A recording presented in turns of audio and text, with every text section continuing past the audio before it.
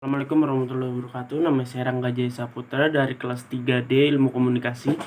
Ingin menjawab pertanyaan UTS dari mata kuliah Komunikasi Lintas Budaya. Yang pertama itu pertanyaannya, apakah Anda paham tentang budaya dan bagaimana kaitan dengan komunikasi? Berikan contohnya. Jawabannya, budaya adalah suatu gaya hidup yang berkembang di suatu kelompok atau masyarakat dan diwariskan secara turun-temurun dari generasi ke generasi. Budaya dan komunikasi memiliki hubungan timbal balik. Hubungan timbal balik antara budaya dan komunikasi penting untuk dipahami karena budayalah orang-orang dapat belajar komunikasi. Contohnya itu, seorang mahasiswa asal suku Jawa sedang berbincang dengan teman-temannya yang berasal dari suku lain.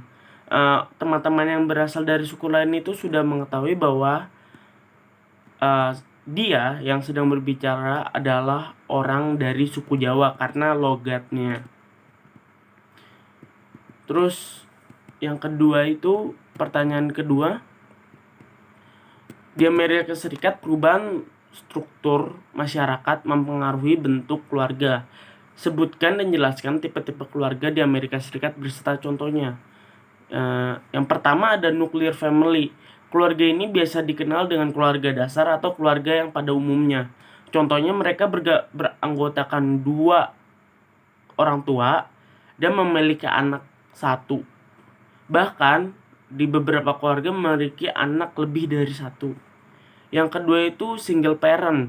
Ini keluarga ini biasanya tercipta karena adanya perceraian dari kedua orang tua atau salah satu orang tua mereka meninggal. Contoh dari keluarga ini, mereka beranggotakan 1 orang tua dan memiliki anak 1 atau lebih.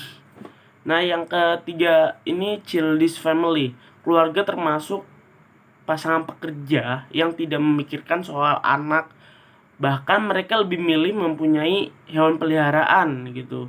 Contohnya mereka itu beranggotakan 2 orang tua yang aktif dalam pekerjaannya masing-masing, seperti itu. Dan yang ketiga ini pertanyaannya, jelaskan apa yang dimaksud dengan etnosentrisme beserta contohnya.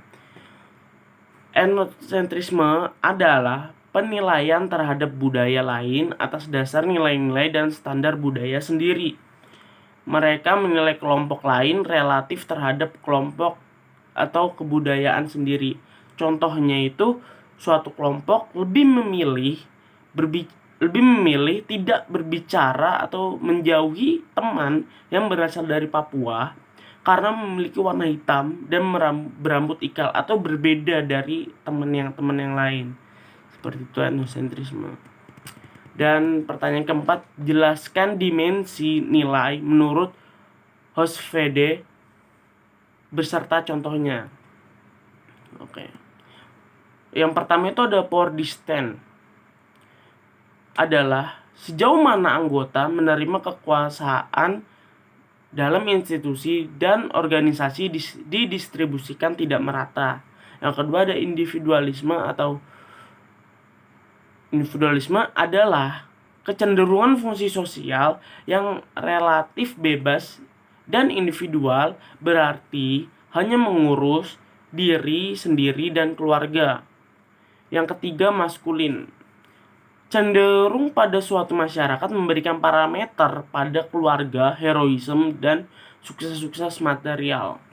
Yang keempat, uncertainty avoidance adalah tingkat di mana anggota masyarakat merasakan tidak nyaman dengan ketidakpastian dan keraguan-raguan.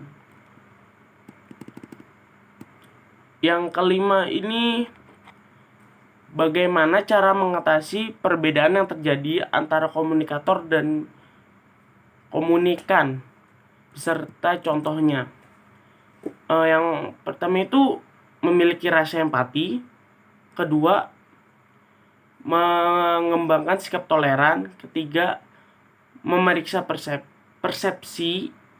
Yang keempat itu contohnya memiliki strategi untuk memikirkan persepsi yang lain.